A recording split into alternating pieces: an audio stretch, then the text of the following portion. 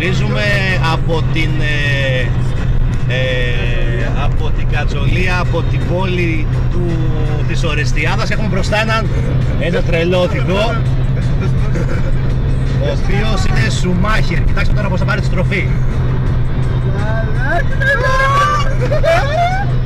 Και θα το ανεβάσουμε στο YouTube. Αυτό είναι τρομερός ο τύπος.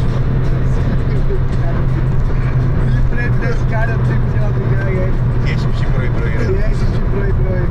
Ναι, και τώρα κοιτάξτε πως θα πάει στο αριστερό ρεύμα.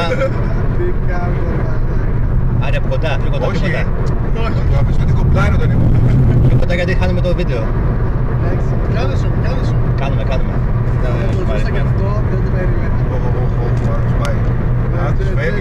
Φεύγει, δεν του χωράει ο δρόμος. Πω, θα βγει στο αντίθετο ρεύμα. Τρομερός. Εντάξει, τώρα έχει πάει στα άλυση. Στα αρχαιός ο δρόμος δικός του.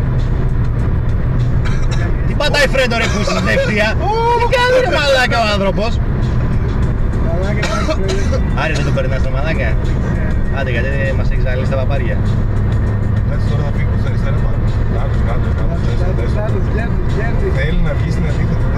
Μαγάδε, σε ευχαριστούμε πάρα πολύ. Ξέρεις ότι σε γράφουμε ρε μπούστη γι' αυτό. Δεν το φτάνει ρε μαλάκα, δεν του φτάνει ο δρόμος. Πω, είναι τρομερός. Θέλει αούτο πάνω αυτός γερμανική. Με 5 λωρίδες θέλει ρε μαλάκα.